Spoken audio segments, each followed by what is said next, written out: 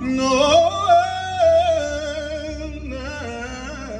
and I lift my voice to say thank you for your goodness and your mercy toward us.